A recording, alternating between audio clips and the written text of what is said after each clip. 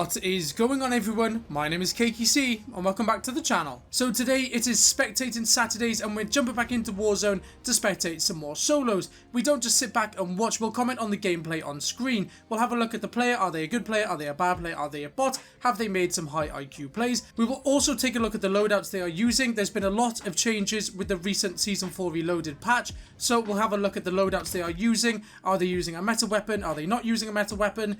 We will also comment on the general state of the game. Are there any bugs, glitches? Are there any hackers in the game? So if all that sounds good to you, make sure to stay tuned until the very end of the video. If you enjoyed this video, let me know by dropping a like on it down below. Let me know your thoughts on the up-and-coming gameplay in the comments as well. And on the topic of staying tuned, as always, feel free to subscribe to the channel for all of the latest Call of Duty news, tips and tricks, how-tos, class setups, and much more. Let's press X to start and spectate some solos. So we are running with Hugo T3 Humilia. I assume that's how you say that name. So he's level 6, so he hasn't done much leveling up recently. So that means he's probably just come back for Season 4. Possibly even come back for Season 4 Reloaded. He's jumped onto Warzone. He's running the C58. He's landed over in Promenade East. And he hasn't really got much. He's got 1 kill. But he hasn't really got much armor, he hasn't really got much money. So let's see what he does. He's acting like there's someone below him as well. So I wonder how he's going to play this one out.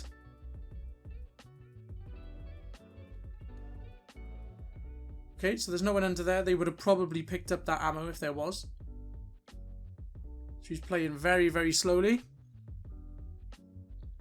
That is the second prestige emblem as well from Black Ops Cold War. So whenever he did do the leveling up, it was probably a while ago. You know, there is a different mix of prestige emblems now. Everyone's got different ones, but that one is the second one from the very, very first season of Black Ops Cold War. So I'd imagine he played a little bit, and he probably hasn't played since Season 1 of Black Ops Cold War. It is now Season 4 Reloaded. So our player Hugo gets hunted. He now has 3 minutes to evade the enemies. And he's playing very, very slowly. He's looting up very slowly. 50 people are already out of the game. And I would imagine there is someone around here with a full overkill loadout. There was a guy on the left there as well in front of him. Quick spin around. So at this point in the game, it's already been 4 or 5 minutes of game time. I mean, if you don't have a loadout by now, you are going to be at a huge disadvantage. There's going to be some players who have looted up very quickly, possibly done a scavenger. They've got the loadout, they're good to go. This player might come up against one of those players and he'll just be easy. So there was a player in there somewhere. We knew there was a player around. There is a player getting a loadout up on top of this hill. Whether you want to drive straight towards this, I don't know. Sounds like he's getting sniped at. This player's jumped out. And he is going to fight this.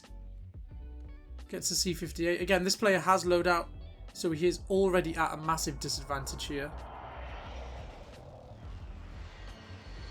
Someone precisions the hut. Most likely the player that was already shooting at our player, Hugo. So now this is a 1v1v1 situation. So loadout being called in where Hugo just left from as well, which is probably that player that shot at him. He is getting shot. He's on the hill. Can't see him. Joran 100 takes out Hugo from the game. Looks like he's using the Farah, but we will see when we load him in. There we go. So the homegrown Farah 83. So this guy's a little bit more stacked. Level 276. Self-revive. 8 shields. Gas mask. Farah 83. He's also got the OTS 9, which is good. We can see some OTS 9 gameplay. He's getting sniped at. And he has got 4 kills as well. Got MFAM in the clan tag. So this guy knows what he's doing. He's most likely watching the streamer's gameplay. You know, Farah 83, OTS 9. That's going to be a very, very good loadout to be using at the moment. With the OTS 9, it looks very, very good. I haven't personally used it yet because unlocking it sounds like a real faff. But it seems good, especially in these solos situations. But if you're running that in a trios or quads, you're just going to run out of bullets so quickly. So if you are going to use the OTS 9, maybe it's suited more towards solos and duos. If you are going to run it in trios and quads, it might be more of a slower style gameplay where you can kind of get your friends to take over the gun battle a little bit while you reload. So it'd be interesting to see how that plays out. If they added a 60 round mag, I'm sure that would be one of the top submachine guns to be using right now.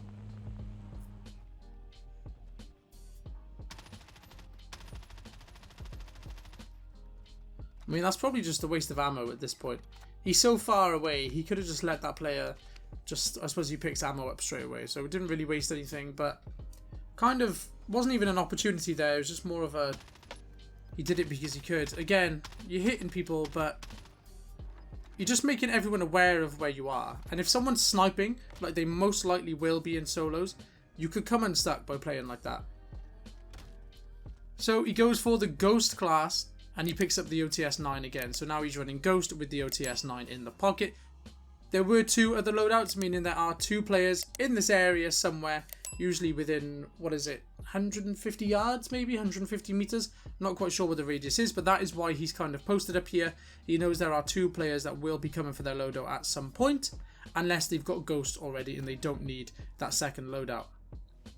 But this is kind of, this screams how solos is played. You wouldn't do this in trios or quads, it would be way too boring. But solos, I mean, you're going to sit in a bush, he's going to possibly wait for someone to come pick their loadout up and just get an easy kill on them. Which is okay if you're playing like that, because when you're playing Call of Duty, time flies anyway. But if you get killed like that, it is very, very frustrating.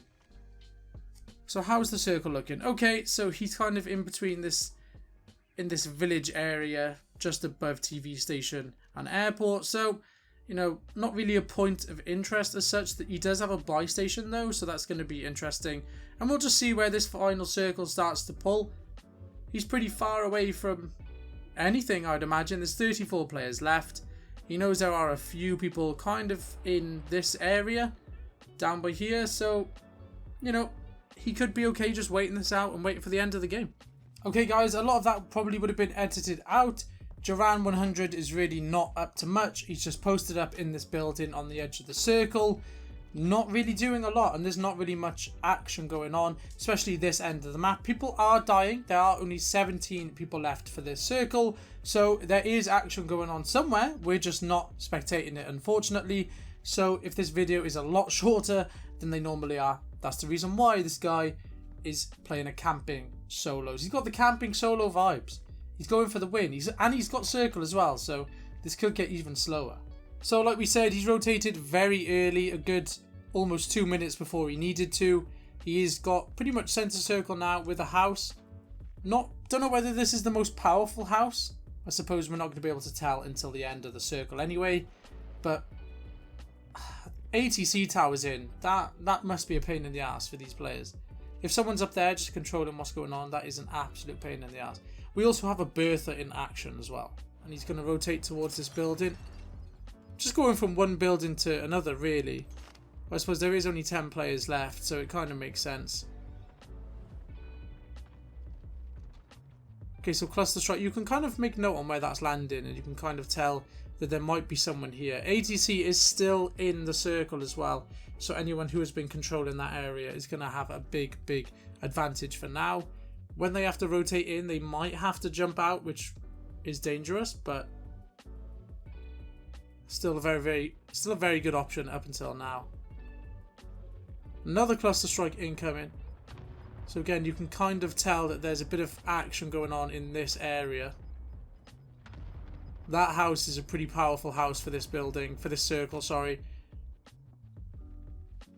Rotating on the right side would be probably the best option here, because there's a bit more height advantage. There you go, so player jumps out of ATC. He's not going to make the shots, it just gives away his positioning. So 4 other enemies, one is in the car, one has jumped off ATC. So you kind of can gauge where half of the enemies are. And he's going to move into this house for the final circle. Very, very strong house at the moment. If the circle comes towards him, this could be an easy win for him here, just off positioning alone. There is a player on the left side running towards that house. There we go, we just saw him. Okay, so I would say the player we just saw probably has advantage over this player now. He is going to have to rotate into the circle. And that's a long way to go. That is a long way to go. So he is going to rotate right. Okay, rotating this way probably would have been the best, because you kind of have the house as a bit of cover, whereas now you are pretty much in the open. Anyone with any decent cover. So the player on his left there, he's completely missed him. There we go. So he's going to make the slow rotation up. Okay, so it's a 1v1 situation. Then the player is in the house, I think. He's on the right side of the window. Okay, 1v1. Here we go. This is what we've been waiting for. There he is. He's in the right window of that house.